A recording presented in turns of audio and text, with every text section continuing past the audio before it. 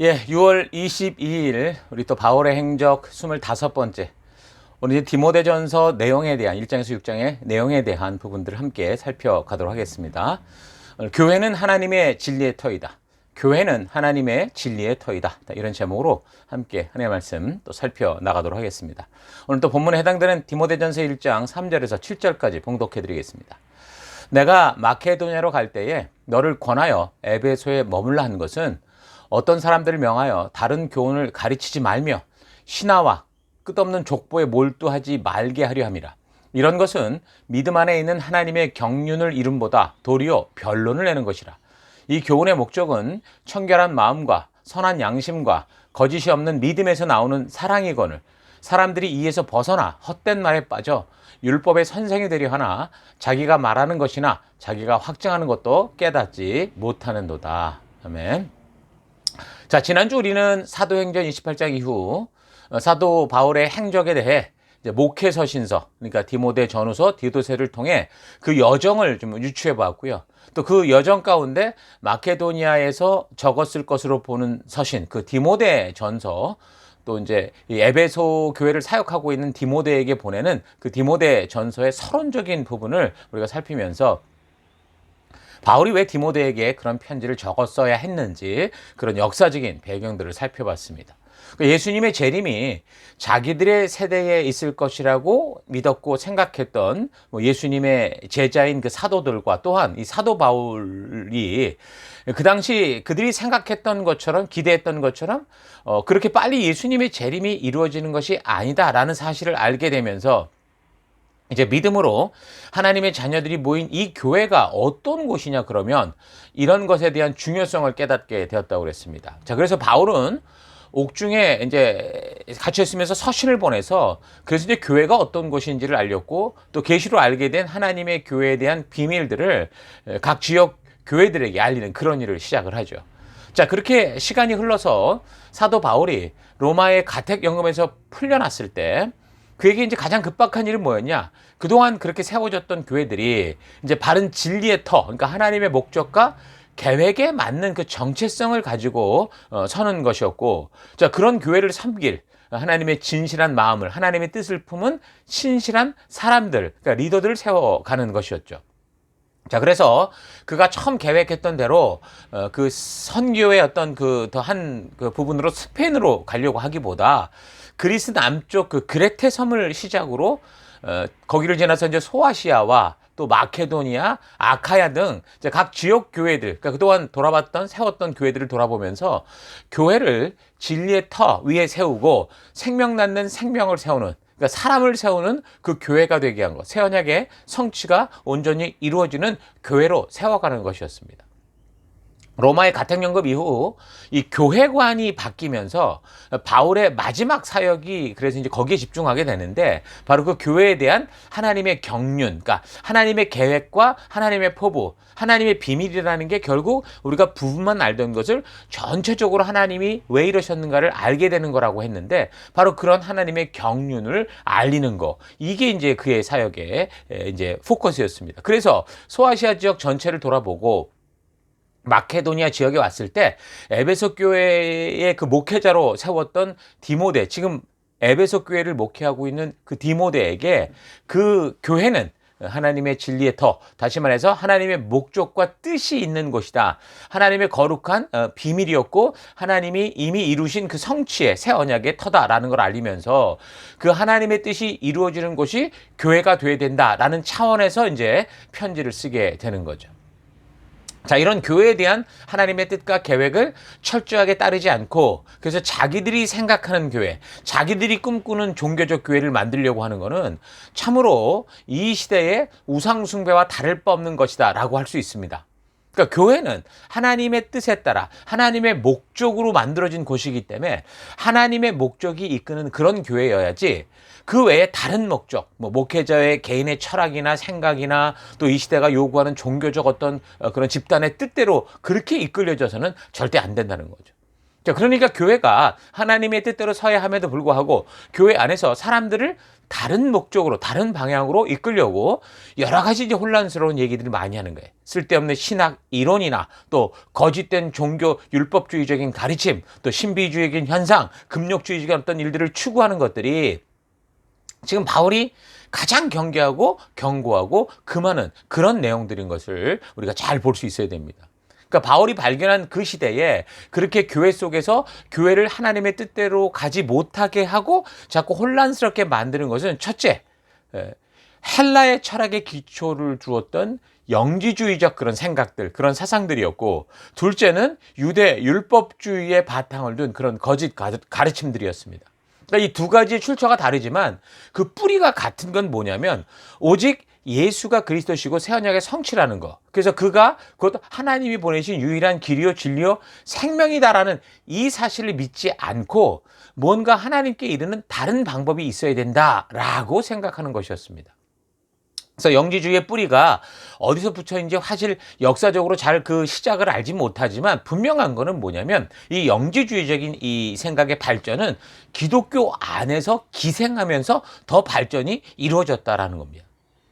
1945년 이집트의 나그 함마디 지역에서 AD 5세기경 적힌 것으로 보이는 곱트어로 된 그 영지주의 장서가 발견됐습니다. 최소한 13개의 가죽으로 이제 재본된 그런 책들이었는데 한 700페이지 이상의 분량으로 총 48개의 영지주의적 글들이 있었습니다. 자, 그런 가운데 나온 것이 뭐였냐면 도마복음서였어요. 이 도마복음서를 가지고 한국에서는 뭐 김여공이라 돌 김용옥이라고 하는 사람이 교회와 예수님을 욕되게 하고 비웃고 있죠. 또한 1976년에 이집트 한 골동품 시장에서 발견되었던 유다복음서라는 것을 가지고서는 이미 몇 년 전, 꽤 됐죠. 다빈치 코드라는 이런 게 나와서 성경과 역사를 잘 바르게 교육받지 못하고 온전히 성장하지 못하던 교인들을 혼란과 유혹 속에 빠뜨리고 그래서 마치 신앙의 뿌리가 뽑힐 것처럼 그렇게 교회와 성도를 뒤흔든 적이 있었습니다. 그들이 하는 주장을 들어보면 사도 바울이 지금 에베소에 있는 디모데에게 편지를 쓰며 경고했던 그 내용입니다. 그릇된 교리를 갖춘 자들, 조작해낸 이야기나 신화, 끝없는 족보 이야기들만 하는 그런 말들 그것뿐이었었던 거죠. 디모데전서 1장 3절 4절 분명히 말하고 있습니다. 다시 말하면 오직 하나를 말하려는 건데 그건 결국 뭐냐? 그 결론의 뿌리는 예수가 그리스도가 아니다라는 이 이야기로 가는 거예요. 자, 그러니까 바울이 디모데 전서를 쓰던 그 시기 영지주의자들이 주장했던 것과 다를 바가 없는 주장이라는 거죠. 그러니까 성경에 대한 외경도 아니라 영지주의적인 어떤 위경, 완전히 뭐 근거도 없는 이런 글들을 가지고 그 내용에 예수님이나 제자들에 관련된 그런 일들이 언급이 되니까 마치 뭔가 새로운 것을 발견하는 것처럼 떠드는 사람들은 바울이 이미 경고하고 있는 이 아주 구습에 썩어 없어져 버릴 구태의연한 옛 생각을 가지고 자기의 상상을 가지고 떠들면서 결국은 예수가 그리스도가 아니다라고 주장하는 그러니까 오래된 이단의 말들이 떠돌고 있었다라는 것일 뿐이라는 거죠. 자, 그래서 디모데의 뒤를 이어 에베소서를 나중에 섬기게 되는 예수님의 제자였던 사도 요한 또한 이런 분위기로 인해서 영지주의적 사상들이 판을 치며 예수를 그리스도로 시인하지 않고 많은 성도들을 미혹하게 되는 그 시대 속에서 그것 때문에 이제 펜을 들기 시작한 거예요. 그래서 사도 요한의 문서들이 나오죠. 요한복음도 그때 적혀진 거고 요한 1서, 2서, 3서 그리고 요한계시록. 이건 바로 이런 혼란한 시기쯤에 이런 영지주의적 주장에 대한 잘못된 것을 증거하기 위해서 쓰여진 그런 문서였습니다. 이 요한의 글들이 대부분 이런 영지주의가 지금 주장하는 것에 분명한 잘못이 뭐다라는 걸 알게 해주고 있죠. 그래서 요한복음의 주제 자체가 뭐냐면 예수님은 하나님이시다라는 것이 주제였습니다. 또한 요한 1서 거기에는 이렇게 분명하게 확고하게 단언을 하는데 요한 1서 4장 1절 사랑하는 자들아 영을 다 믿지 말고 오직 영들이 하나님께 속하였나 분별하라. 많은 거짓 선지자가 세상에 나왔습니다. 이로써 너희가 하나님의 영을 알지니 곧 예수 그리스도께서 육체로 오신 것을 시인하는 영마다 하나님께 속한 것이다. 자, 그러니까 이 시대 영지주의나 지금 그 시대의 영지주의나 지금 이 시대의 돌 김용옥이라는 사람이나 또 다빈치 코드가 주장하는 것이나 나라와 국적과 민족과 심지어 시대가 달라도 결국 이들이 주장하는 것은 매 한 가지인데 그게 뭐예요? 바로 예수가 그리스도가 아니다라는 거예요. 그러나 예수의 사랑을 받는 제자였던 사도 요한은 분명하게 단언합니다. 요한일서 4장 3절 예수를 시인하지 아니하는 영마다 하나님께 속한 것이 아니니 이것이 곧 적 그리스도의 영이니라. 오리라 한 말을 너희가 들었거니와 지금 벌써 세상에 있느니라. 이미 예수님이 부활 승천하시고 얼마 되지 않은 교회가 서가는 새 언약의 교회가 뿌리 박아져가는 그때부터 이런 일들은 지금까지 계속되고 있다는 거예요. 이미 역사 속에서 하나님께서 보내신 그 메시아 예수 그리스도를 직접 섬기고 사역했던 그 산 증인들을 통해서 하나님께서는 예수가 그리스도 되심을 정확하게 선포하셨고 또 그 시대의 많은 역사적 산 증인들의 고백을 기록으로 남기셔서 그 수많은 기록 중에 다행히 오늘 우리에게 이런 온전한 하나님의 뜻만이 전해질 수 있는 성경으로 우리에게 이 기록을 주신 거죠. 그런데 이 세상의 기독교 사이비 이단들은 대부분 예수를 부인하고 교주들 자신이 그리스도라고 주장하고 있고 이 도올 김용옥이라는 이 사람은 자기가 그리스도라고 말하지 않지만 그렇게 주장하지는 않지만 결국 예수는 그리스도가 아니다라고 말하는 적그리스도의 그런 똑같은 모습이다. 공통적이라는 거죠. 사도 요한대로 말하면 그게 바로 적그리스도의 영이다. 그렇게 말하는 겁니다. 자, 이렇게 그 시대 영지주적 주장이 교회를 혼란하게 했는데 두 번째 교회를 혼란하게 했던 것은 교회 안에 존재하는 유대 율법주의의 바탕을 둔 거짓 가르침이라고 그랬죠. 율법주의자들은 하나님께서 이 율법을 그 언약 백성들의 생명과 평화를 위해 주신 것이다 라는 사실을 오해했습니다. 그러니까 하나님의 나라, 하나님이 세우신 그 하나님의 나라가 어떻게 살아가야 되는지 그 안에서 어떤 축복이 있는지를 말해준 건데 그걸 오해하고 이걸 종교적으로 구원받을 수 있는 어떤 조건으로 만들어버려서 사람들을 그 종교적 율법의 굴레에 얽매이게 그렇게 하려고 했었던 거죠. 하나님의 진심을 믿는 사람들에게 율법이라는 거는 절대 굴레가 아니라 안전한 행복의 띠거든요. 행복의 안전띠라고 볼 수 있습니다. 여러분, 사랑하는 사람이 서로 부부가 될 때 결혼 서약을 하죠. 그때 서로를 불편하게 하는 그 짐이나 쇠사슬처럼 이 결혼 서약을 받아들이지 않아요. 서로를 목숨 바쳐 사랑하겠다고 하는 그런 결단의 진실한 고백으로서 그걸 얘기를 하죠. 그걸 결단을 하죠. 어디를 가든지 서로 하나가 되게 하는 그런 신뢰의 힘을 주는 게 바로 이런 결혼 서약. 모든 사람들 앞에서 나는 이 사람을 이렇게 사랑하고 이렇게 내가 이 평생 함께 파뿌리가 머리 검은 털이 파뿌리가 되도록 살겠다라는 어떻게 보면 엄청난 그 속박에 매이는 건데 이걸 속박이라고 생각하지 않고 너무 기쁜 사랑의 고백을 하지 않습니까? 그러니까 마찬가지로 하나님과 맺은 언약, 이 율법은 다 그런 거예요. 그런 하나님과 우리를 신뢰하며 서로 사랑하는 그 기쁨, 우리를 창조하신 그분이 우리를 이끄실 것에 대한 그 기쁨과 감사의 고백인 거죠. 그런데 이런 하나님의 진실을 믿지 못하는 사람들에게 이 율법은 끊임없이 저들의 죄악된 길을 드러내게 돼 있고 저들의 욕심의 그 근거를 자꾸 보여주는 자신의 속내를 드러내는 어떤 그런 도구가 되기 때문에 불순종하고자 하는 자들에게는 이 율법이 너무 불편하고 억지로 규제하는 제약으로 다가오게 되니 자꾸 이거를 종교화시키려고 하는 거예요. 그래서 바울은 디모데에게 편지를 쓸 때 자기의 종교적 욕심에 가득 찬 이 거짓 교사들이 율법을 그의 백성들에게 주신 하나님의 그 진심, 그 의도를 모르고 자기들이 종교적 상상대로 사용을 하니까 이 종교에 얽매인 사람들이 지금 자신들이 무슨 말을 하고 있는지조차 모르면서 저런 소리를 한다. 그러면서 자기 확신에 차서 그렇게 외치고 있다. 세상 철학과 빗대서 종교인 것처럼 떠들고 있는 거다라고 분명하게 얘기를 해줍니다. 자, 그래서인지 그 시대 교회들 속에 이런 분위기, 그러니까 사회 문화적 분위기들을 진단한 이 바울이 하나님의 진리의 터인 이 교회가 사람의 생각과 자기들이 원하는 대로 흘러가지 않고 오직 하나님이 이것을 창조하신 하나님의 목적에 따라 바르고 온전하게 서 있을 수 있도록 하기 위해서 그 에베소에서 목회하고 있는 디모데에게 이런 이야기를 쓰게 된 게 디모데 전서죠.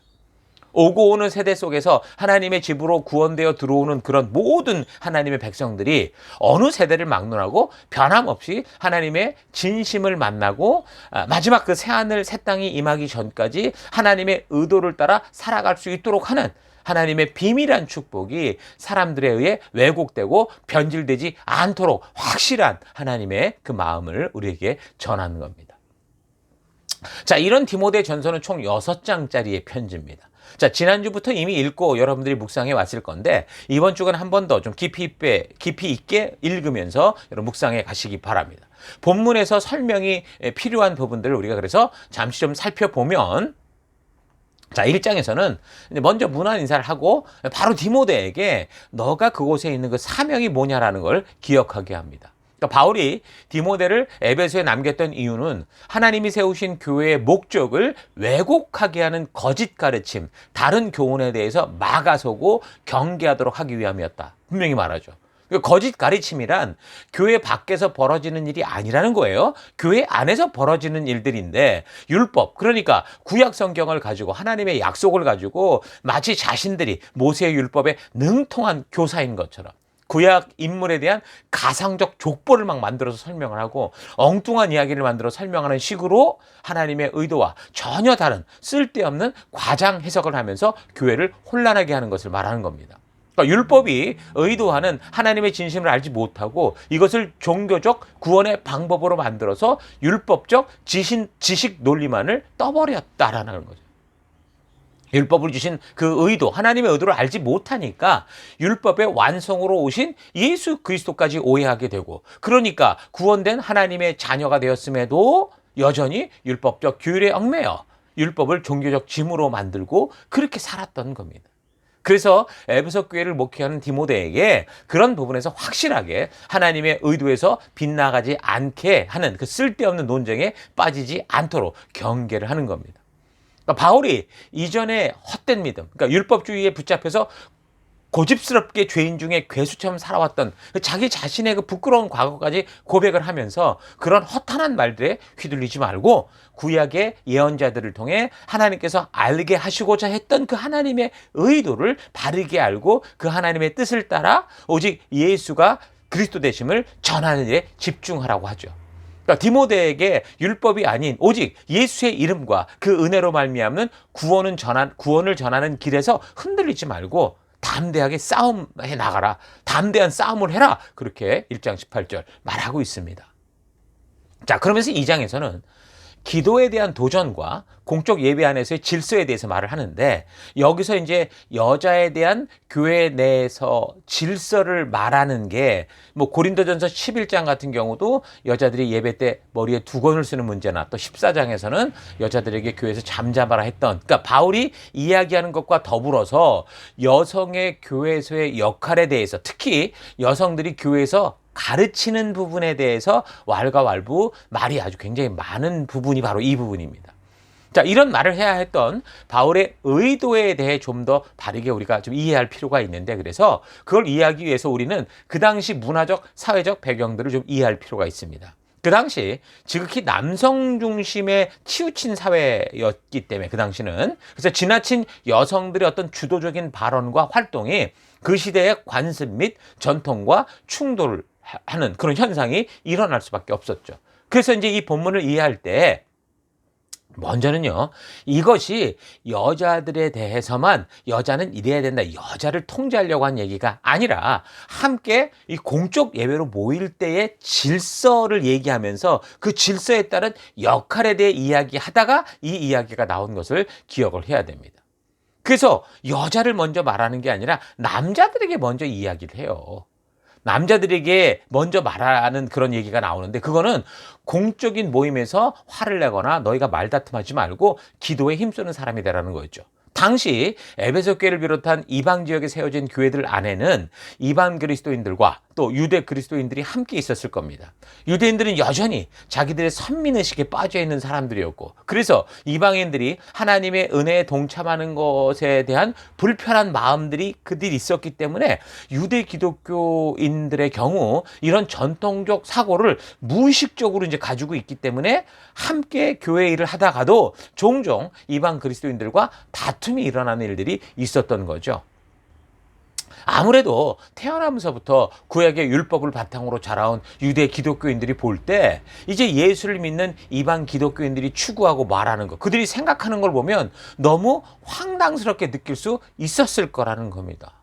자, 예를 들면요. 제가 예전에 이제 벌써 호주에 온 지 30년이 됐는데, 호주에 왔던 초창기에 겪었던 일이에요. 저는 모태신앙으로 교회 안에서 평생 그렇게 자라가면서 뭐 세상을 그렇게 별로 이렇게 나가본 적이 없어요. 그러니까 교회 안에서 늘 그냥 집과 교회만 왔다 갔다 하는 그런 상황이었단 말이에요. 그래서 교회당을 중심으로 모이는 예배는 거의 목숨이었고, 뭐 우리가 배운 대로 그냥 그렇게 살아왔었던 거예요. 자, 그렇게 살아왔는데 이 호주에 와서 지금 호주 유학생들이 보면 이게 방학이 되면, 지금은 워킹 할리데이 비자가 많지만 그때는 전부 유학생이었는데 방학이 되면 전부 한국으로 돌아가는 거예요. 방학 기간 동안. 근데 그 기간 동안 교회가 그러면 굉장히 조용해지거든요. 그러니까 어떤 친구 하나가 저한테 그때 전도할 때 우리 전 집사였을 때 나보러 교회를 좀 방학을 하는 게 어떠냐 이런 얘기를 하더라고요. 전 그때 이 사람 미친 줄 알았어요. 저는 상상도 못한 그런, 상상할 수도 없는 그런 얘기였다면, 내가 살아왔던 배경 안에서. 근데 뭐 도대체 왜 이런 소리 하냐 대화를 해보니까, 교회가 그동안 너무 예배당 중심으로 모여서, 예배가 중요하긴 하지만 결국 예배에서 말하는 건 세상을 향해 나가라는 그 메시지인데, 우리는 뭔지 모르게 상황이 그래서 그런지 몰라도 개토처럼 자꾸 모여있는 것 아니냐. 그러니 사역의 현장으로 나가는 게 더 성경적인 게 아니냐는 거죠. 이왕 사람들도 다 나갔으니 우리도 좀 밖을 향해 나가서 뭔가를 해보자, 이런 의도였던 거예요.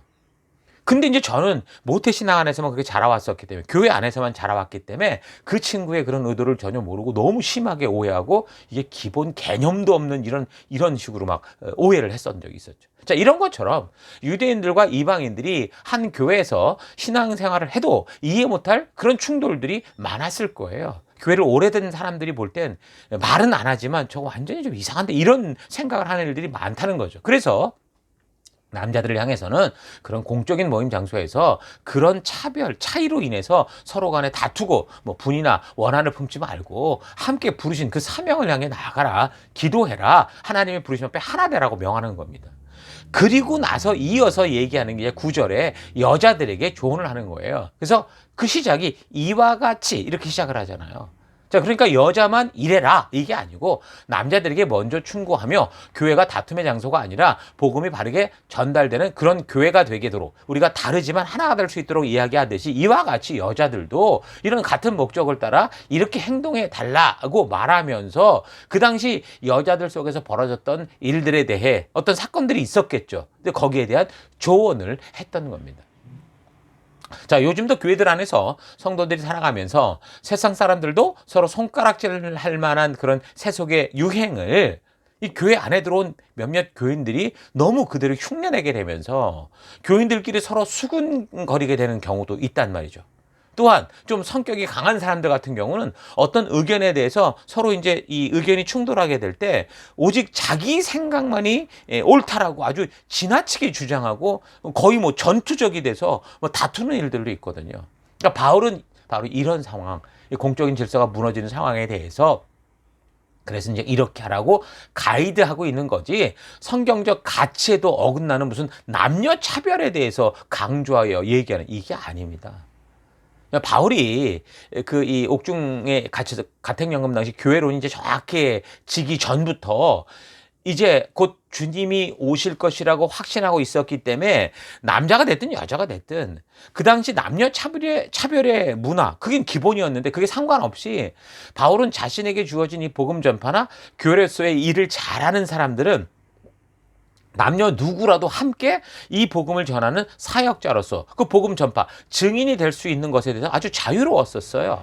그렇게 했다는 거죠. 그래서 바울 주변에는 항상 보면은 많은 여성 동역자들이 있었단 말이에요. 그러니까 바울은 저들의 역할에 대해서 남녀 성차별 없이 함께 부르심 받은 사명을 감당하는 동등한 사역자로 보는 사람이었다는 거예요. 그러니까 고린도 교회에서 생긴 은사의 문제에서도 바울은 여성들이 말씀을 선포하고 나누는 일에 제한을 두려고 했던 게 아니에요. 하게 했었어요. 다만 그걸 행함에 있어서 질서를 따라 행할 것을 권고하는 거죠. 너무 자기 성격이 강해서 자기 것만 주장하는 이런 것들을 권고하는 그런 걸 우리 이미 살폈던 거예요. 자, 그러니까 바울은 남존여비가 강했던 그 시대 풍토 속에서도 오히려 여성을 하나님 나라의 복음을 전하고 하나님의 뜻을 전할 수 있는 동역자로 세웠던 그런 리더였던 거죠. 그러니까 성경의 가치대로 가는 그런 리더였단 말입니다. 그러니까 하나님이 주신 하나님 나라의 법도가 말하는 핵심이 뭐라고 그랬어요? 평등과 공평과 인권과 자유에 대한 것이었다 그랬잖아요. 자, 그렇기 때문에 이 말씀의 가치대로 추구하며 살아가는 사람들에게는요, 말이 어떻게 되든 간에 그 뿌리에는 남녀 차별이나 인종 차별 이런 건 없다는 거예요. 다만 현재 벌어지고 있는 일들을 바르게 처리하기 위한 어떤 하나의 방법으로 제시될 뿐이라는 거죠. 자, 그래서 이제 교회라는 그러니까 예수님이 다시 오시기 전까지 성도들이 함께 존재하며 사명을 일구어 나가야 되는 이 공동체가, 자, 그리스도가 다시 오시는 재림의 날까지 구체적으로 하나님 나라로서 온전한 사명을 감당할 수 있는 그런 구조, 그런 이 어떤 태도, 그런 어떤 그 이 분위기로 세워지기 시작하면서 이제 그 안에 분명한 교회 안에서의 질서가 확실하게 서는 게 굉장히 중요했던 거예요. 그러니까 뭔가 이 기준이 있어야 이게 문제를 풀어갈 수 있거든요. 여러분, 두세 사람이 모이면 당연히 그 안에는 서로의 분명한 약속과 질서가 필요한 것을 우리는 상식적으로 이미 다 알고 있습니다. 자녀를 낳아봐도요, 독자만 있으면 얘가 아무런 문제 없이 사는데 벌써 둘만 생겼다, 뭐 3명 생겼다 이러면 이제 난리가 아니에요.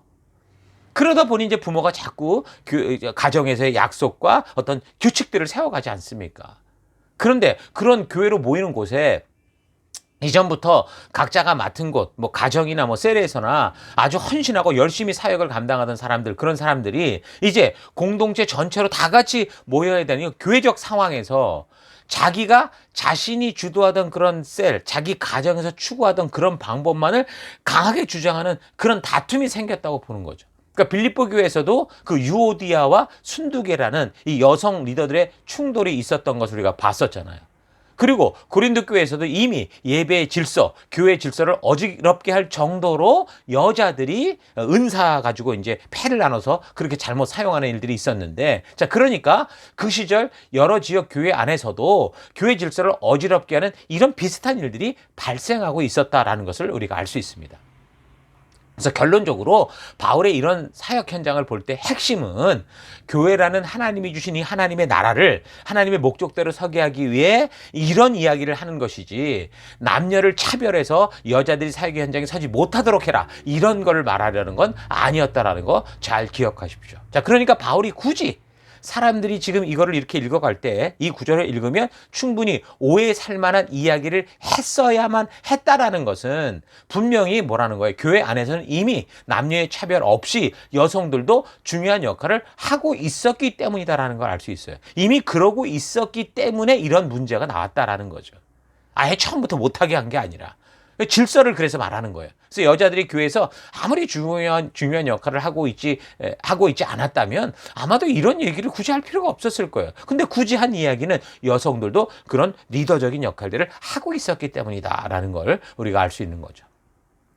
분명히 여자들이 중요한 역할들을 함께 감당하고 있었는데, 뭔가 함께하는 일에 있어서 전체 교회의 질서를 혼란하게 하는 그런 어떤 사소한 문제들이 발생하게 되니까, 그래서 교회의 질서가 자꾸 어지럽혀져 가고 하나님이 맡기신 사명에 집중하지 못하는 그런 누수 현상이 생기니, 그런 일이 없도록 이런 식으로 먼저 남자들에게 너네 이렇게 해라, 그리고 여자들에게도 같은 이와 같이 이런 식으로 우리가 주신 사명대로 하나 되자라고 말을 하는 겁니다. 자, 혼자 사역을 하는 것보다 함께 사역하는 것은 정말 참 쉽지 않아요. 그래서 바울은 그래서 계속해서 교회와 성도가 다 같이 그래서 하나 되는 일에 힘쓰라고 하는 것을 곳곳에서 강조하는 것을 볼 수 있습니다. 한 사람이 어떤 사역을 감당하든지 자기의 방법과 자기의 생각이 있는 거 나쁜 거 아니지만, 그리고 어쩌면 그런 자신의 생각대로 혼자 막 뭔가를 해나가라고 하면 굉장히 주도적이고 잘할 수 있긴 할 거예요. 그런데 이제 이 교회는 그렇게 혼자 가는 게 아니고 그리스도가 머리신 교회의 몸으로 하나 된 공동체가 이루가 되었기 때문에 이제 나만 좋은 기록을 남기는 100m 달리기를 경기하는 게 아니고 마치 2인 삼각 경기를 하듯이 평생을 함께 달려가는 영적인 마라톤을 해야 되는 그런 공동체가 된 거죠. 그래서 당연히 서로 각자의 의견이 존중되면서도 함께 할 수 있는 그런 질서를 바르게 만들어야 되는 겁니다.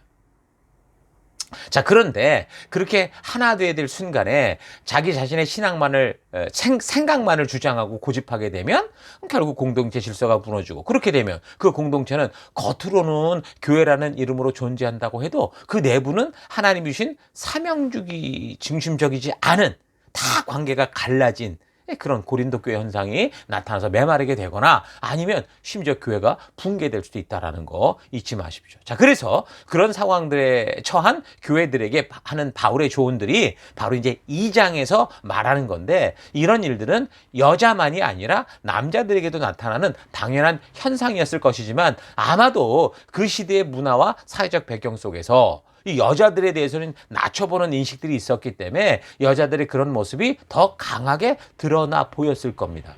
자, 그렇게 되면 교회 공동체 안에 들어오는 전도의 대상자들에게 또는 영적으로 어린 사람들에게 교회에 대한 이미지가 아주 부정적으로 심어지게 되고 전체적으로 교회를 불신하게 되는 그런 결과를 만들었을 수 있겠죠. 그래서 바울은 복음이 바르게 전달되어야 되는 그런 입장에서의 역할, 여성의 차별이 아니라 교회의 아름다운 질서에 따른 역할, 사명을 감당하는 구체적인 방법을 제시한 것으로 봅니다. 여러분, 우리나라만 해도 조선시대까지 양반들이 여성을 어떻게 대우했습니까? 조선시대를 넘어서 우리 아버지 시대에만 해도 우리 어머니들, 여성들의 삶은 절대 쉽지 않았습니다. 전 세계에서요, 여성들에게 투표권을 처음 준 게 지금으로부터 고작 100년 전 일이에요. 뉴질랜드에서는 1893년에 법이 통과됐다고 하는데, 그렇다면 AD 지금 우리가 40년, 50년 당시 지중해 근동 지역의 그 분위기는 어땠겠냐고요. 여자를 향한 그들의 생각들이. 특히 유대인들의 경우 지독히도 심했다고 볼 수 있어요. 유대인들의 여성 차별에 대한 확실한 근거는 바울이 사역하던 비슷한 시기에 쓰여진 그 탈무드 같은 걸 보면 여러 가지 구절들이 나오는데, 거기에 보면 뭐라고 나왔냐면 율법의 말씀이 여자에게 전달될 바에는 불태워버려라. 나를 이방인, 노예 혹은 여자로 창조하지 않으신 우주의 통치자 주님께 영광을 올려드립니다. 이런 구절들이 나와요. 그러니까 여자를 사람으로 취급하지 않았다는 거죠. 이런 분위기에서 바울이 말하고자 했던 이 핵심은요, 그 시대의 유행과 같이 여자와 남자의 차별을 인정하기 위해 한 말이 아니고 교회 안에서 질서에 따라 행하라고 하는 권면이고 가이드라고 할 수 있습니다. 남자든 여자든 교회에서 주신 사명을 함께 이루기 위해 약속한 것들을 따라 함께 하나 돼서 힘을 모아 지켜가자고 이야기를 하는 거죠. 지금 이 이야기 속에서는 좀 드세게 나오는 어떤 그런 성격 강한 사람들을 향해 얘기하는 것이 있지만, 또 반대로요, 그냥 하나님이 분명히 우리를 인권을 똑같이 해서 같이 그 하나님의 그 증인된 삶을 부르시는데 또 자기 여자라고 빠지는 이런 경우도 있는 거죠. 나는 성격이 이러고 안 되고. 여러분, 그게 아니야. 하나님이 만든 게 성격이고 하나님 만든 게 남자 여자의 이 성적 구분인데, 그들에게 너는 이렇게 하고 저렇게 가른 게 아니라 그들을 모두를 불렀다라는 건 우리 모두에게 주어진 사명이다라는 거 절대 잊지 말아야 됩니다. 근데 이때 자기의 경험과 생각만을 주장하고 고집하고 성도 모두가 함께 가는 길을 그래서 막 막아서거나 방해하거나, 그러니까 파업도 아니라 막 태업을 벌이는 거예요. 그래서 막 교회 사역을 시작하는데 그런 생각하고 싸움판을 벌려가지고 1년 나가야 될 방향 다 흐트러버리고 사람들 의기 다 꺾어버리는 이런 일들이 막 벌어질 때가 있거든요. 그러니까 교회 안에서 뭔가 타이틀을 가지고 있으면서도 그 역할을 발휘하게 하지도 않고 완전 태업인 거예요. 그러니까 방관자처럼 아무도 못 가게 하는 말뚝처럼 그렇게 살아가는 이런 일들은요, 예수님의 몸된 교회를 방해하고 와해하게 하는 결과가 된다는 것 잊지 마십시오. 지금 내가 가진 실력을 요구한 게 아니라 나의 부족을 통해 우리를 부르셨고, 이걸 가지고 지금 하나의 교회를, 하나님의 나라를 세워가지고 하지는 하나님의 뜻 앞에 그래서 우리가 순종하는 게 중요하다라는 거. 나는 이래서 안 되고 나는 저래서 안 되고 나는 이게 싫고 저게 싫고, 이게 더 이상 우리에게서 있어서는 안 된다라는 거죠. 그러나 질서는 필요하기에 우리가 끊임없이 대화하고 이런 상황 속에 우리가 서로 어떻게 도우며 나아갈 수 있을지 찾아가는 것 너무 중요하다는 거 잊지 마십시오. 자, 계속해서 3장에서 바울은 리더가 교회를 섬길 때 어떻게 해야 되는지, 그리고 함께 세워가는 교회에서 동역자들을 세울 때 어떤 자격을 가져야 되고 어떤 자질을 겸비해야 되는지를 말해줍니다. 중요한 것은 함께 교회를 감당하는 동역자들을 세울 때 타이틀만 가진 사람들을 세워서는 안 된다는 거예요. 함께 주신 사명을 위해 그 최선을 다하고자 하는 그런 사람들을 세워야 된다는 거죠. 자, 그러니까 동역자, 사역자는 무엇보다 각자 보냄받은 삶의 현장에서 그 살아가는 태도가 실력은 부족하다고 해도 하나님 부르신 그 사명과 그 가치대로 살아내고자 하는 그 주도성, 그 끈기가 있어야 된다는 거예요. 자, 그래서 그렇게 말씀이 알려주는 대로 살고자 하는 주도성을 가진 사람들을 보면 어떤 삶이 되냐. 먼저 1차 관계, 그러니까 가정, 그러니까 나와 함께 많은 시간을 보내며 살아가는 그곳에서 좋은 태도를 가지고 살아가려고 한다는 거죠.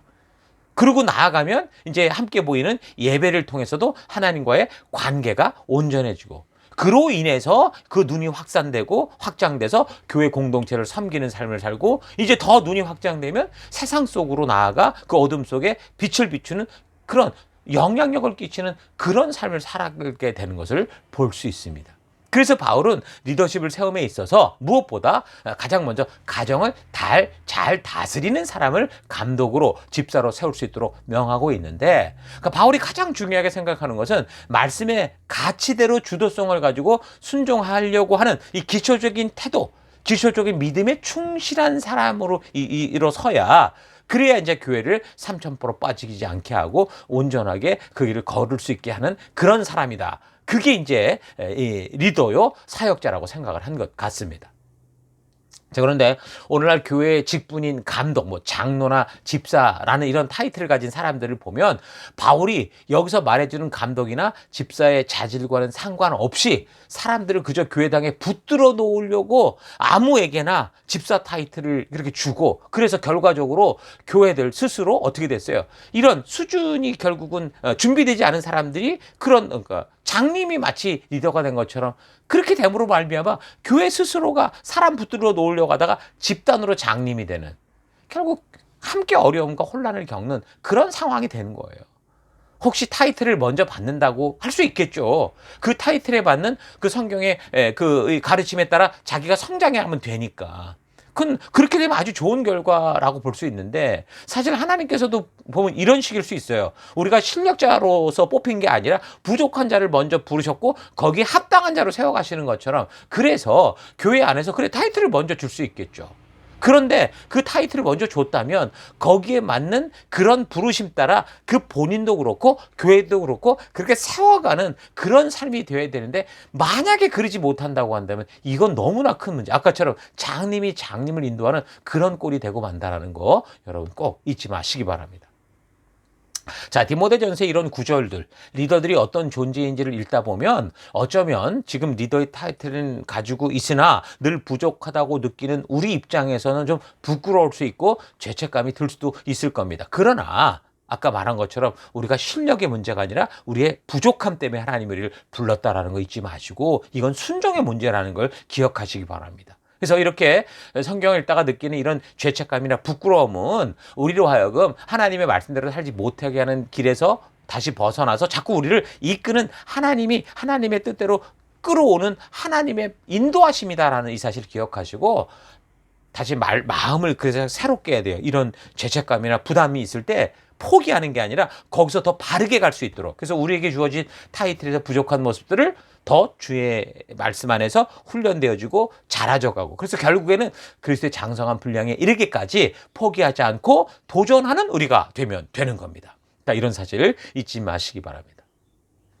자, 이렇게 바울은 3장을 통해 내가 리더로서 직분자로서 어떤 삶을 살아가야 하는가를 말해주고 있고요. 4장은 이제 거짓 교사들에 대해서 말을 해주는데, 그들의 특징이 뭐였냐면 극단으로 치우쳐서 양심이 완전히 마비됐다라는 겁니다. 그러니까 바울이 이런 교훈을 전할 때 그때 거짓 교사들은 혼인을 금하라고 그랬고, 음식물에 대한 잘못된 규례를 가지고 있던 극단적인 금욕 율법주의자들이었는데 이들은 율법을 오해한 율법주의적 해석을 가지고 그렇게 얘기하면서 이게 진리인 것처럼 그렇게 우겼다라는 거죠.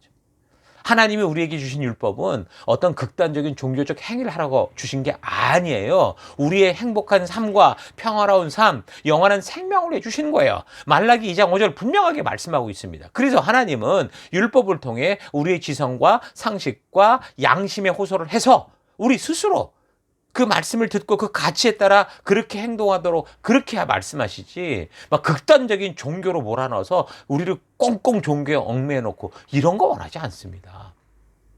그래서 하나님이 주신 이 말씀에 대해 해석해 갈 때 여러 가지 방법들이 있겠지만 무엇보다 하나님께서 우리의 복된 삶, 평화와 생명을 위해 이 말씀을 주셨다라는 이것과 이 말씀의 가치를 따라 우리가 가진 자유지를 가지고 하나님은 우리가 스스로 나아갈 수 있도록 우리의 상식과 양심과 우리의 자유지에 호소하신다. 이 원리를 가지고 성경을 해석해 가면 성경에서 말하는 많은 부분들, 좀 우리가 혼란스러워하는 부분들도 온전하게 깨닫게 될 수 있을 겁니다. 잊지 마십시오.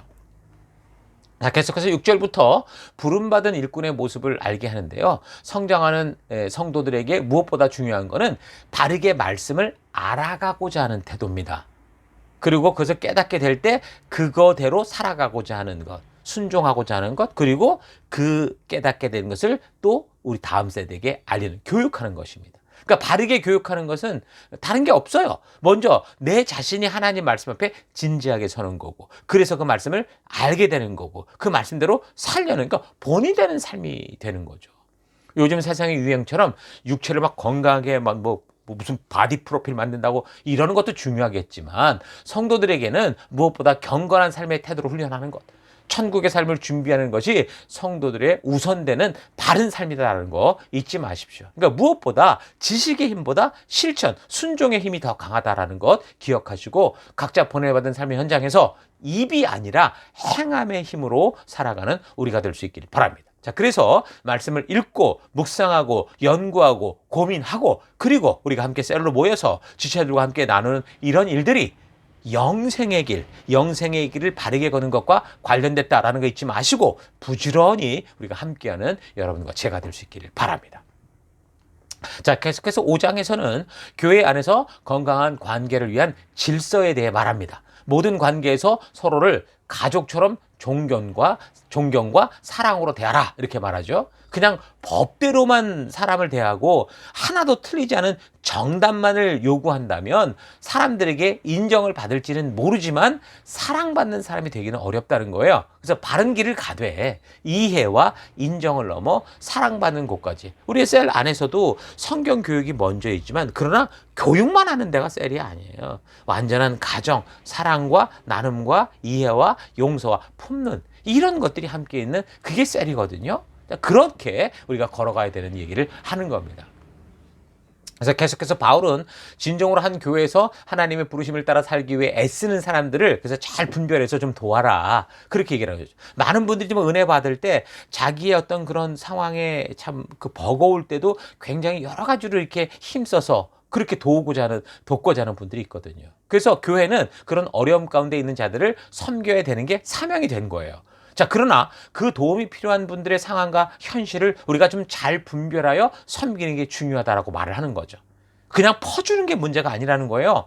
그냥 세상적으로 자기의 생각과 자기의 만족과 욕심 위에 살다가 힘들어진 그런 사람들을 세우고 자기가 게을러서 자기가 도박하다가 이런 걸 세우라는 게 아니라 무엇보다 하나님의 말씀의 가치를 따라 살려고 애쓰다가 힘들어진 그런 지체들을 잘 분별하고 그들을 좀 도와라 얘기를 하는 거예요. 무엇보다 도움을 주는 순서로는 일단은 교회가 무조건 책임을 지는 게 아니라 그 가족들이 함께하는 그 삶의 기초가 되는 곳에서 서로가 함께 책임져 갈 수 있는 그런, 그래서 가족들이 먼저 곤란한 지경에 빠진 친척들이나 그 관련된 사람들을 책임질 수 있도록 우리도 교회가 교회적인 일들을 할 수 있지만 셀 안에서 먼저 함께 세우고 섬겨가는 그런 일을 하라고 말을 하는 거죠. 그리고 계속해서 교회 안에서 이제 리더를 세울 때 계속 반복해 말하는 거지만 서둘러 세우지 말아라. 하나님의 말씀대로 스스로를 변화시켜 가려는 바른 의지와 태도가 있을 때 세워야 된다라고 말합니다. 현재 그 사람의 실력이 부족한 건 문제가 아닌데 그 사람이 말씀대로 겸손히 자신을 세워가려고 하고 순종하며 살아가려는 그런 태도가 없는 상태에서 교회에서의 역할이 주어지면 결국 그 사람 스스로도 그렇고 또 교회적으로도 이건 공동체가 다 어려운 상황에 빠진다라는 거예요.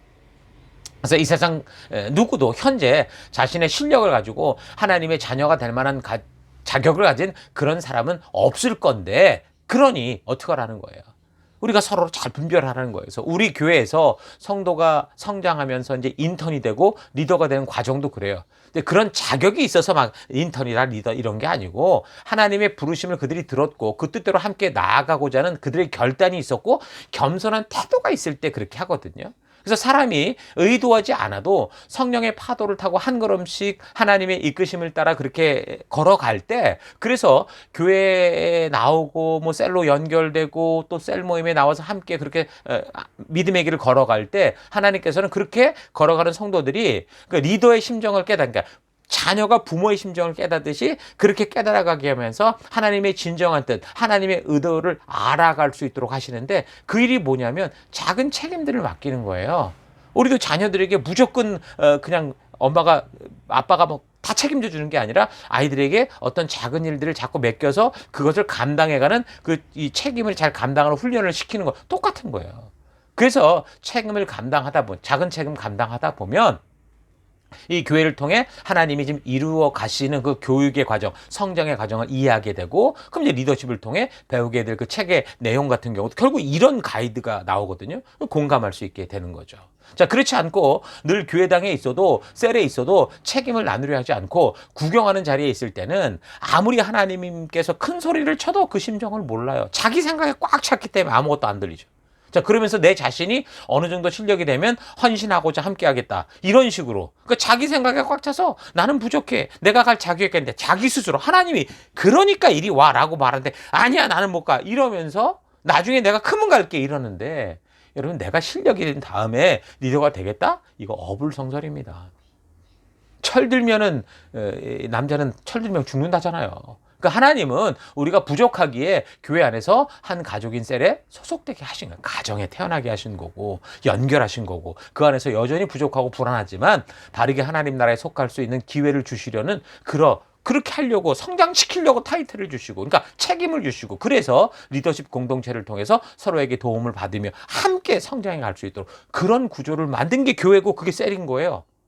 여러분, 이런 사실 잊지 마시고 우리가 부족하기에 인턴과 동역자, 리더로 부르셔서 그리스도의 몸된 교회가 되게 하실 때 기꺼이 내 모습 이대로 주 앞에 나아가서 부르심 따라 순종하고자 하는 바른 성도의 태도를 가질 수 있기를 바랍니다. 자, 그리고 계속해서 이 장로들이 잘못하는 것이 있을 때, 그러니까 리더가 잘못한 거 있을 때 어떻게 하라고 얘기를 하는데, 개인적인 친분에 얽혀서 편견을 가지지 말아라. 그 어떤 경우든지 공정하게 판결을 하고 책망할 것은 책망을 해라, 징계할 것은 징계하여 교회의 질서를 바르게 잡아야 된다라고 말하죠. 그러니까 하나님의 교회가, 하나님의 법도가 통치하는 하나님의 나라다운 공의로운 모습 안에서 건강하게 교회가 서가야지, 세상과 같이 친분과 편견에 의해 부패한 모습이 되면, 끼리끼리가 되면 그런 교회는 더 이상 하나님의 나라가 될 수 없다라는 사실을 바울이 강조해서 알게 하는 겁니다. 오늘날도 교회 속에 목사들이 잘못을 저질렀을 때 장로들이 함께 개척했던 사람들이 그거를 덮어놓고 옹호하려는 이런 것들이 있음으로 말미암아 지금 교회의 그런 어떤 이 신뢰가 완전히 바닥에 떨어진, 그게 오늘 우리 모습 아닙니까?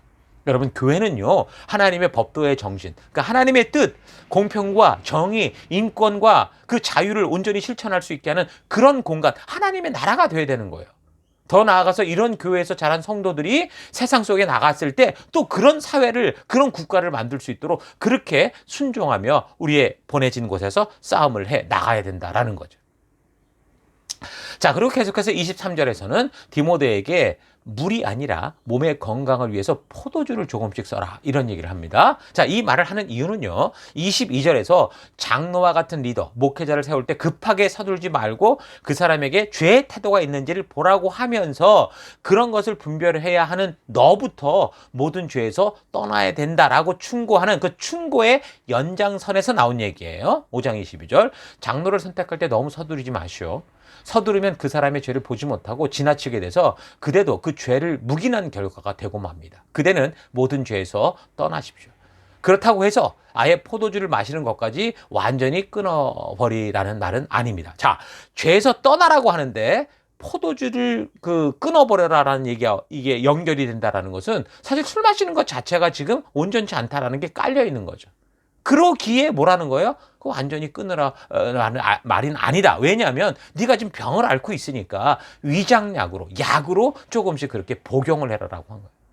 이게 왜 그랬냐면 근동지방의 그 물들은요, 대개 병균들로 이제 오염되어 있었는데 특히 에베스 지역 근처는 용암온천으로 인한 석회석이 섞인 그런 물들이었습니다. 그래서 물을 끓여도 석회가루가 이렇게 많이 나올 정도였는데 만약 건강하지 못한 상태에서 계속 이런 물을 마실 경우 이제 이질이나 위장병에 걸릴 가능성이 높았죠. 그래서 이런 이유로 많은 사람들이 포도주, 술을 먹는 것을 그 시대는 당연한 것처럼 여기고 살았다라는 거예요. 자, 그런데 바울이 디모데에게 이런 충고를 하는 걸 보면 디모데는 자기 몸이 병약해서 물이 아니라 포도주를 약처럼 사용했어야 함에도 불구하고 경건한 삶, 그러니까 모범된 삶을 위해서 어떻게 했던 거예요? 절대로 포도주를 입에 대지 않는 그런 결단을 하고 살았던 것을 볼 수 있죠.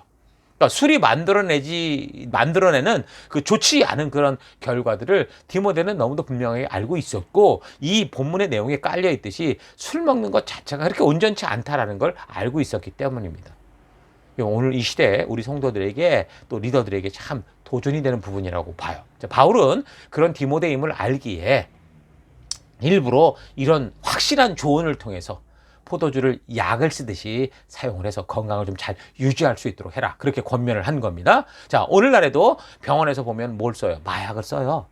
통증을 관리하는데 굉장히 유용한 게 마약입니다. 그러니까 마약이라는 것을 병원에서 치료의 한 방법으로 적절히 쓰는 것과 같이 성도들의 경우 무엇을 하든지 그 목적과 의도를 잘 분별해서 바르고 온전하게 사용하는 게 중요하다는 얘기예요. 그렇다고 이런 구절 가지고 술을 적당히 먹어도 된다라는 이유 삼지 마시고 내가 무엇을 위해 이렇게 술을 비롯한 또 다른 세상의 것들 뭐 이렇게 뭔가 굉장히 애매한 그 선상에 있는 것들을 추구하려고 하는가? 왜 이것만 오면 내가 말이 많아지고 조금 핑계와 변명을 자꾸 이렇게 얘기하려고 하는가 하는 자신의 양심의 의도를 좀 잘 분별해서 하나님께서 여러분의 양심에 호소하시는 그 음성을 따라 디모데와 같이 온전한 믿음의 길을 걸어가는 여러분 되기를 바랍니다. 자, 마지막 6장 1, 2절의 경우는 지금 이 내용은 5장에 연결된 내용으로 보면 좋을 것 같아요. 종과 주인에 대한 이야기인데 이전에 에베소나 골로새, 빌레몬서를 통해서 나누었던 것처럼 이거는 이제 노예 제도를 인정한다는 그런 내용이 아니고요. 오늘날로 말하면 사회생활하는 성도의 그 자세에 대해서 말하고 있다는 거 잊지 마십시오. 좀 더 자세한 그런 또 설명 빌레몬서를 다시 한번 되돌아보기를 바랍니다. 자, 그리고 계속해서 바울은 6장을 통해서 하나님의 교회를 섬기는 목회자로서의 바른 마음과 자세, 재물에 대한 태도를 얘기를 합니다. 바른 진리에 대해 바르게 가르치고 권하도록 명을 하는데 그렇게 하지 않으면 사람들은 누구나 욕심에 따라 살아가게 되기 때문에 모든 사람을 바르게 가르치고 너부터 진리를 따라 살아가라 라고 권하고 명하는 거죠. 그러니까 바울 자신도 날마다 자신을 복종시키는 삶을 산다고 이미 고백을 했던 그런 말씀의 연장선이라고 보면 됩니다. 그러니까 성도들의 신분이 어떠하든지 자신의 처지에서 하나님의 이름에 욕되게 하는 일들을 하지 않도록 권하면서 주님의 이름으로 살아가는 하나님의 자녀된 존재로서 세상 사람보다 더 열심히 살아갈 것을 말합니다. 무엇보다 삶의 기준이 하나님의 말씀이 되지 않으면 결국 성도는 모든 삶에서만이 아니라 교회 안에서도 늘 논쟁과 말다툼만 하고 그렇게 되면 시기와 분쟁과 비방과 이 악한 의심들이 생긴다라는 거예요. 자, 그러면 결국 교회 안에서까지 타이틀과 명예 등에 집착하게 되고 그래서 교회를 하나님의 나라로 세워가는 게 아니라 자신의 이익과 만족을 위한 세상의 나라로 만들게 된다라는 거죠. 그래서 무엇보다 이 돈이 이게 목적이 되는 그런 삶들은요 결국 욕심에 빠지게 되고 어떤 사람이든 타락하게 된다라는 걸 잊지 말고 하나님의 창조의 목적이 이끄는 삶, 하나님을 의지하고 사람을 사랑하며 인내하는 삶을 살아가라라고 하는데 그렇게 말씀대로 오래 참는 사람들은요 스트레스가 분명 쌓여서 좀 날카로울 수 있으니 온유한 삶에 더 힘을 써라 이렇게 말을 합니다. 자, 그러니까 성도들은 하늘에 속한 사람들로서 이 땅에 재물을 쌓는 일에 목적을 두지 말고, 우리가 이 땅을 비록 살아가지만, 그리고 어떤 생업에 종사해야 되고 그런 일을 해가겠지만, 그래서 결국 자신에게 생기는 이런 이 재물을 가지고 선한 일, 선한 사업에, 다시 말하면 하나님의 나라를 확장하는 그런 일에 힘쓰라는 거죠. 그래서 나누고 베푸는 삶, 또 이것이 낮은 곳으로 흘러가게 하는 삶을 살아가는 것이 교회된 성도의 삶이다. 우리가 이 땅에서 살아가는 이런 삶의 목적이다라는 얘기를 하는 겁니다. 자, 그러면서 마지막 부탁으로 디모데가 주어진 사명에만 집중해라. 좌로나 우로나 치우치지 말고 오직 한 길을 가는 네가 되길 바란다. 그렇게 편지를 마칩니다. 자, 지금까지 살핀 바울의 여러 가지 지침들을 통해서 교회가 우리 주님이 세우신 목적에 따른 사명에만 집중하는 것은 정말 가장 중요한 교회 존재의 이유다라는 거 잊지 마시고, 우리 교회가 더더욱 하나님이 부르신 이 생명 낳는 생명을 세우는 사명, 성령과 역사를 통해 하나님의 진심을 만나게 하는 사명에만 집중하는 교회가 될 수 있도록 우리 다 같이 함께 힘쓰는 우리가 될 수 있기를 바랍니다. 자, 이 한 주간 디모데전서를 다시 깊이 있게 읽어가시면서 건강한 교회, 건강한 성도로서 바르게 살아가는 삶이 어떤 것인지를 깊이 생각해 보시고, 이 시대 속에서 그리스도인 어린이, 학생, 청년, 장년들의 믿음을 혼란하게 하는 그 요즘 세속주의, 영지주의적, 포스트모더니즘적 문화들이 어떤 것인지를 좀 잘 분별해내서 우리가 흔들리지 않는 그런 교회된 삶, 빛과 소금된 삶을 살아가는 여러분과 제가 될 수 있기를 주의 이름으로 축원합니다. 다음 주 계속해서 말씀 살펴가겠습니다. 우리 잠시 들은 말씀을 가지고 함께 묵상하며 기도하겠습니다. 함께 묵상하십시다. 네, 우리가 오늘 디모데 전서의 내용들을 살폈는데, 이 내용을 보면서 여러분 스스로가 나는 교회를 어떻게 생각해 왔는가 좀 깊이 생각해 보시기 바랍니다. 하나님께서는 예수 그리스도의 피로 세운 이 교회가 또다시 사람들의 생각대로 변질되고 종교적인 만족을 태우는 그런 종교적 공간이 되기를 원치 않으셨습니다. 예루살렘 성전을 비롯한 아주 거룩하다고 말하는 바로 그곳에서 하나님의 뜻이 이루어지지 않았고, 사람들은 그곳에서 하나님을 믿노라 하면서 인간의 욕심대로 행하다가 결국 그 성전이 어떻게 됐습니까? 돌 위에 돌 하나도 남김없이 파괴되고 없어지고 말았죠. 그래서 하나님은 하나님의 교회를 그래서 이 땅에 세우신 겁니다.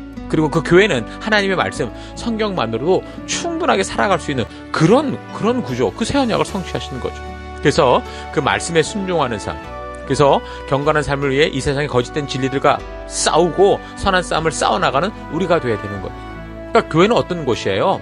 우리끼리 와서 세상에서 풀지 못한 한을 푸는 공간이 아니라, 도피처가 아니라 주님의 뜻을 따라 도약하는 것, 준비되는 것, 힘을 얻는 것, 그래서 다시 세상을 향해 뛰어나갈 수 있는 그런 어떤 공간이 돼야 되는 겁니다. 그러니까 예수님께서 바로 그런 살아있는 교회를 위해서 당신의 목숨을 주신 거고, 그 예루살렘이 어떤 성전은 건축물이 아니라 바로 이 영원히 없어지지 않는 하나님의 교회를 세우셔서 예수님이 오시는 그날까지 우리로 하여금 그 교회로 살게 하셨던 것, 여러분 잊지 마십시다. 그래서 오늘 이 시간 말씀을 들은 걸 기억하시면서 그런 결단을 가지고 정말 진정한 그런 교회로 내가 서겠노라고 하는 그런 결심을 가지고 우리가 함께 그 믿음의 길을 걷는 우리가 될 수 있기를 바랍니다. 자, 이 시간 우리 들은 말씀을 가지고 잠시 함께 기도하기 원하는데요. 첫째, 하나님, 내 편리를 위해 하나님을 내가 택한 게 아니라 하나님께서 나를 먼저 택하여 부르셔서 그 죄악된 길에서 떠나 십자가를 붙들고 생명의 길로 걷게 하신 것 잊지 않고 참 새 언약 백성된 성도로서, 교회로서 살아가는 내가 되기 원합니다. 기도하시고, 두 번째, 하나님, 매일 아침 눈을 뜰 때 허락해 주시는 하루의 이 시간 동안 정말 주님의 뜻대로 거룩한 싸움을 싸우며 나아갈 것을 결단합니다. 내 삶의 현장 속에서 믿음의 선한 싸움을 싸우는 내가 되기를 결단합니다. 기도하시고, 마지막 세 번째, 하나님, 내게 주어진 인생을 살아갈 때 단지 이 땅에 편리하게 살아갈 돈을 모으는 목적에 위해 사는 그런 삶이 아니라 내 그릇을 바르게 정해서 내 그릇보다 차고 넘치게 하나님 분명히 주실 건데, 이거를 우리 하나님의 나라로, 하나님의 이 필요한 그 사람들에게로 흘려보내는, 더 나누고 더 섬기고 더 필요한 것으로 흘러가게 하는 삶이 할 것을 결단합니다. 다 같이 함께 잠시 기도하겠습니다. 기도하십시다.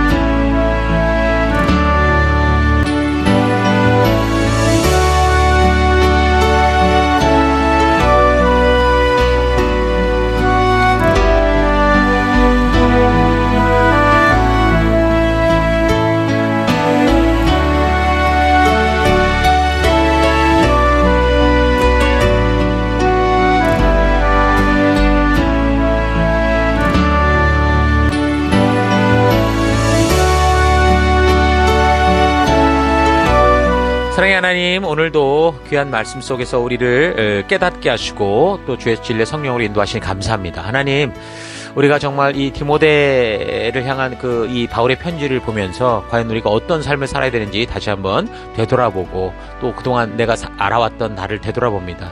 하나님, 이제 내가 내 편리를 위해 하나님을 택한 게 아니고 하나님께서 먼저 나를 택하셔서 그 죄악된 길에서 생명의 길로 이끌어 하나님의 나라를 이루려 살아가게 하셨던 그 참된 새 언약 백성된 성도로서의 나를 분명히 깨닫는 내가 되기 원합니다. 그래서 매일 아침 눈을 뜰 때 허락해 주신 그 시간 동안 정말 주님의 그 뜻을 위해서 우리가 힘써 거룩한 싸움을 싸워갈 것을 결단합니다. 내 현장 속에서 하나님 그런 믿음의 선한 싸움을 싸우는 내가 되기를 원합니다. 하나님 또한 내게 주어진 인생을 살아갈 때 단지 이 땅에서 편리하게 살아갈 그 재물, 돈 이런 것만을 모으는 게 목적이 된 삶이 아니라 하나님 내 그릇을 좀 확실하게 정해서 하나님은 이 그릇에 차고 넘치게 주실 우리 하나님을 우리가 기대하기에 그 넘치게 주실 때 자꾸 다른 창고를 만드는 우리가 아니라 하나님 흘러가게 하는, 낮은 곳으로 흘러가게 하는, 나누고 섬기고 하나님의 나라를 위해 그것을 사용할 수 있는 그런 내가 되기를 원합니다. 우리가 되기를 원합니다. 이 교회가 되기를 원합니다. 그 길로 이끌어주시고 함께 하신 하나님 감사드리고 이 한 주간도 그런 길을 걸을 것을 결단하며 예수님 이름으로 기도했습니다. 아멘.